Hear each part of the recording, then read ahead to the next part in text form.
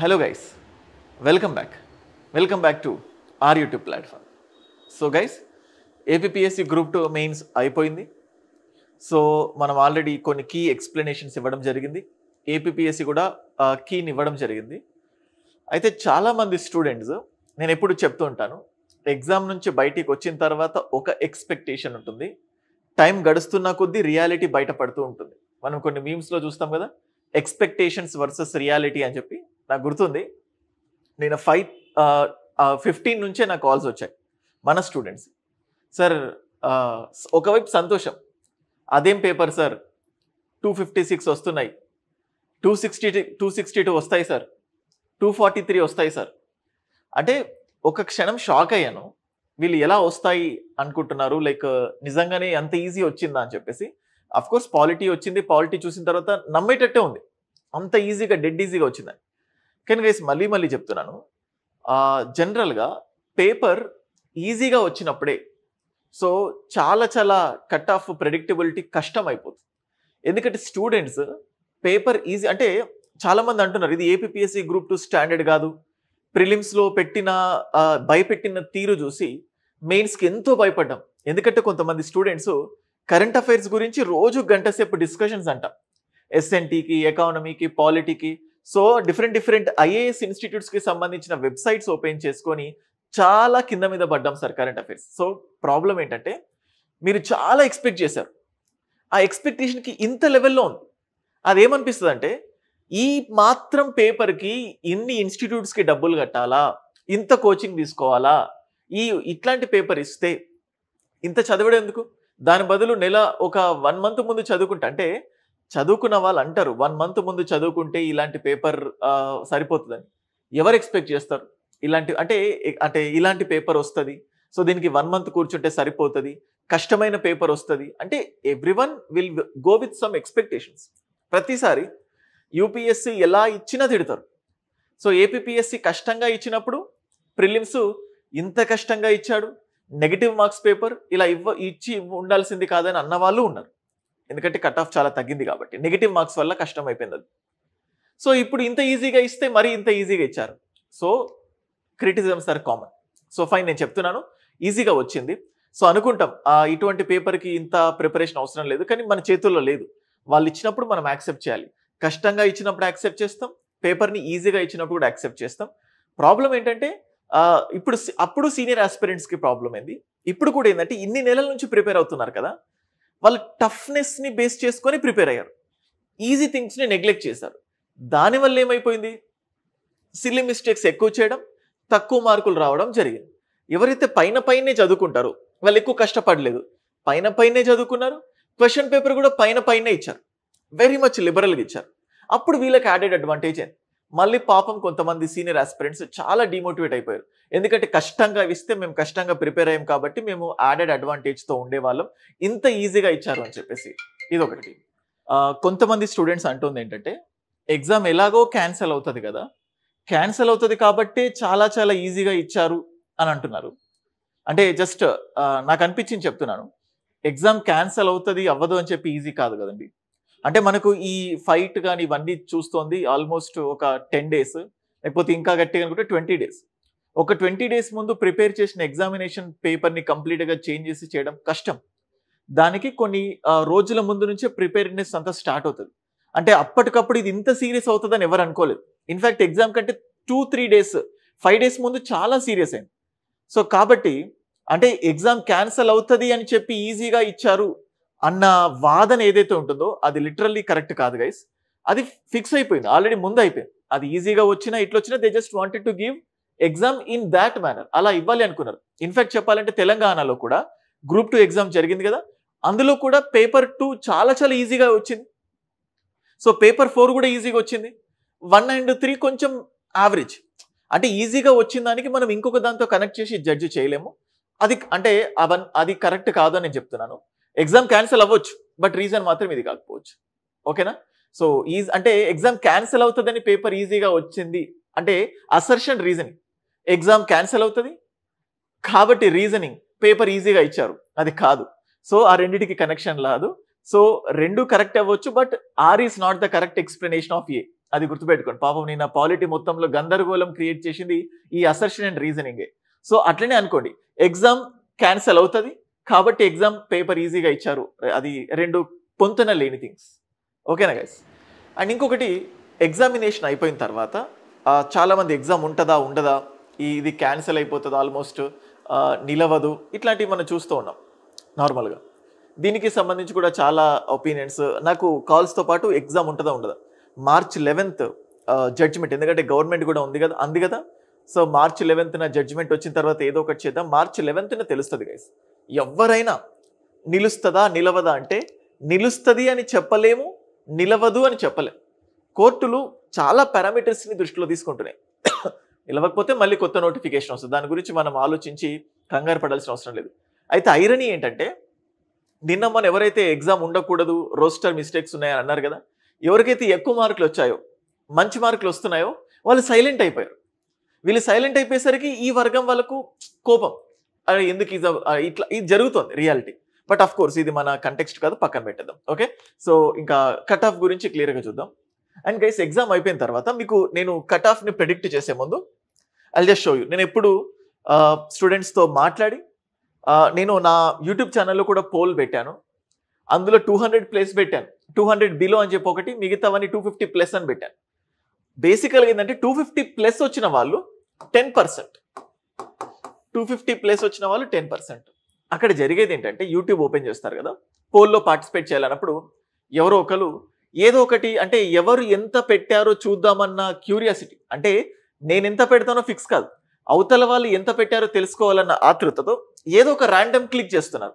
అందుకే నేను ఇక్కడ యూట్యూబ్ పోల్ని డిస్క్రైబ్ చేయలేదు, చూపించలేదు. ఎందుకంటే యూట్యూబ్లో జెన్యున్గా ఉంటారు. తెలంగాణ గ్రూప్ 2, గ్రూప్ 3లో నాకు చాలా అనుభవం అయింది. ప్రిలిమ్స్, ఏపీఎస్సీ ప్రిలిమ్స్లో కూడా ర్యాండమ్ క్లిక్స్ పెడతారు, రాయని వాళ్ళు కూడా పెడుతున్నారు. అంటే దాన్ని మనం బేసిస్ పెట్టుకోవాలి.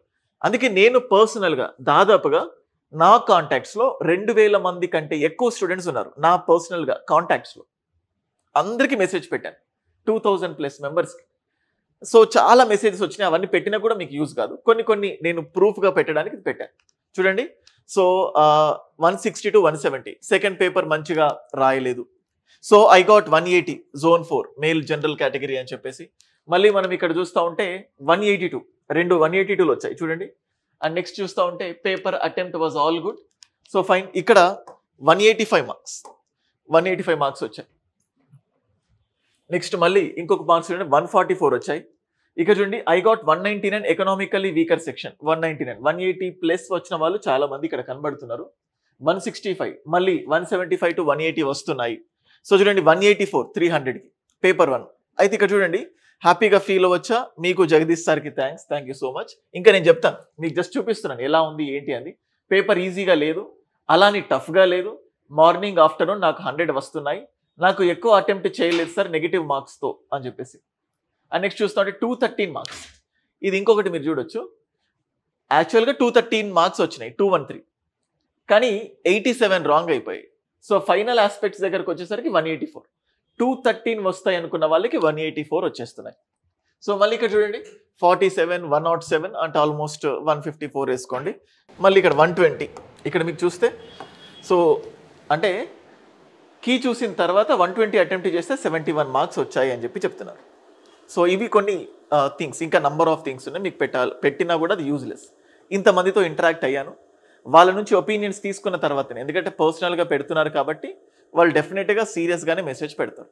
సో వీటన్నిటిని చూసిన తర్వాత ఏమంటుందంటే, సో నిన్న చాలామంది 200 ఈజీగా ఉంటుంది అన్నారు. నార్మల్గా 200+ ఎవరికి వస్తాయో, 200+ కట్ ఆఫ్ కాదు, 200+ వచ్చిన వాళ్ళు టాపర్స్, అంటే టాప్ పొజిషన్స్ ఉంటాయి కదా, వాళ్ళకు 200+ మార్క్స్ ఎక్స్పెక్ట్ చేసుకోవచ్చు, 200. బట్ కట్ ఆఫ్ అంటే మనకు వచ్చిన వాళ్ళలో జనరల్ కేటగిరీలో లీస్ట్ ర్యాంక్, లోయెస్ట్ ర్యాంక్, అంటే ఆ ర్యాంక్ అంటే అంతకంటే ఎక్కువ వచ్చిన వాళ్ళందరూ కూడా సెలెక్ట్ అయిపోయారు అన్నట్టు. సో నా ఎక్స్పెక్టేషన్స్ ప్రకారం అంత హెవీ కట్ ఆఫ్ ఉండదు. So 175 +or-7, 175 +or-7.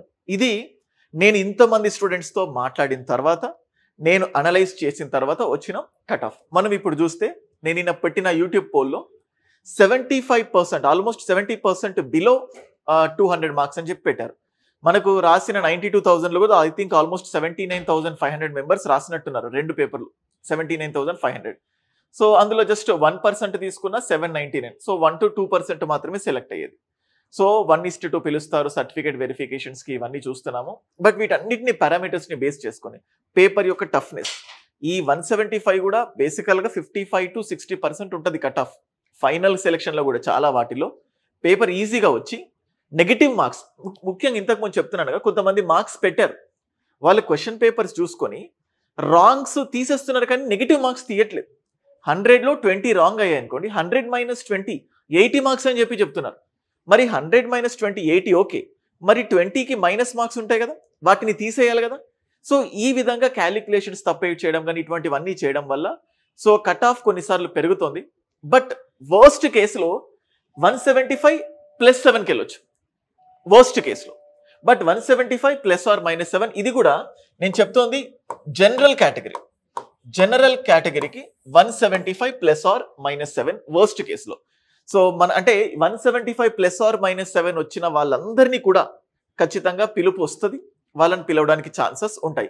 ఎగ్జామ్ ఉండేది ఉండకపోనిది సెకండరీ. బట్ ఇప్పుడు వచ్చిన ఎక్స్పెక్టేషన్ అంటే ఎక్స్పెక్టెడ్ కట్ ఆఫ్ ని బేస్ చేసుకొని చెప్తున్నాను. మళ్ళీ బీసీలకు, ఎస్సీలకు, ఎస్టీలకు, ఎకనామికల్లీ వీకర్ సెక్షన్స్ కి, విమెన్ కి మళ్ళీ వాళ్ళ జోన్స్ ని బేసిస్ చేసుకొని ఈ cut off ups and downs అవుతాయి. సో డిఫరెంట్, మళ్ళీ ఆ జోన్ ప్రకారం ఎస్టిమేట్ చేసుకొని అవన్నీ చేయడం చాలా కష్టం. సో అందుకే జనరల్ గా సో మొత్తం మీద యావరేజ్ గా కొంత ఎక్కువ కొంచెం తక్కువైన డిఫరెంట్ జోన్స్ అన్ని పెట్టుకున్నా కానీ 175 ± is the cut off, most expected cut off. And చాలా మంది స్టూడెంట్స్ అవైటెడ్ గా వెయిట్ చేస్తున్న వీడియో. అండ్ నెక్స్ట్ ఏంటి, మళ్ళీ ఇంపార్టెంట్. సో ఈ కట్ ఆఫ్ అయిపోయిన తర్వాత నెక్స్ట్ ఏంటి, నాకు తెలిసినంత వరకు ఈ గ్రూప్ 2 రాసిన వాళ్ళలో చాలా మంది గ్రూప్ 1కి ప్రిపేర్ అవుతున్నారు. చాలా మంది గ్రూప్ 1 మెయిన్స్ కోసం వెయిట్ చేస్తున్నారు. ప్రిలిమ్స్ అయిపోగానే కంప్లీట్ గా మెయిన్స్ ఫోకస్ చేయాలి అని చెప్పేసి ఇదొక వర్గం. మిగతా వాళ్ళు నెక్స్ట్ నోటిఫికేషనా లేకపోతే ఇంకొక ప్లాన్ బి గురించి ఆలోచిస్తూ ఉంటారు. సో దాని గురించి మళ్ళీ స్పెషల్ వీడియో చేస్తాను. ఎవరైతే గ్రూప్ 1 ప్రిపేర్ అవ్వాలనుకుంటున్నారో సో వాళ్ళకి సంబంధించి సరైన అంటే ఇప్పటి వరకు డిఫరెంట్ సిచ్యువేషన్స్ వల్ల సరిగ్గా ప్రిపేర్ అవ్వకపోతే రోహిత్స్ అకాడమీ యాప్లో, మన రోహిత్స్ అకాడమీ యాప్లో కంప్లీట్ గ్రూప్ 1 కోర్సు ఉంది. వెరీ నామినల్ ప్రైస్కి. ఆ గ్రూప్ 1 కోర్సులో మీరు కష్టంగా భావించే సైన్స్ అండ్ టెక్నాలజీ కానీ లేకపోతే పాలిటీ కానీ హిస్టరీ కానీ ఏపీ హిస్టరీ ఇవన్నీ కూడా ప్రీ రికార్డెడ్ వీడియోస్ ఉన్నాయి. అండ్ కొన్ని ప్రజెంట్ ఆల్రెడీ అంటే ఎథిక్స్ కూడా చాలా ఇంపార్టెంట్, ఎథిక్స్, గవర్నెన్స్ ఇవన్నీ కూడా చాలా నీట్గా ఇప్పుడు మనకున్న టైంలో ఎన్ని పాయింట్స్ చదవాలి, ఎలా చదవాలి అన్నట్టు అక్యురేట్గా రికార్డ్ చేసి పెట్టడం జరిగింది. ఇందులో బేసిక్స్ ఉండవు, ఓన్లీ క్వశ్చన్స్ ఆన్సర్స్ మాత్రమే ఉంటాయి. మీకు కావాలంటే ఇండివిజువల్ సబ్జెక్ట్ వైజ్ సబ్జెక్ట్స్ కూడా ఉంటాయి, లేదు అనుకుంటే ఫుల్ లెంత్ కోర్స్ కూడా మీకు ఉంటుంది.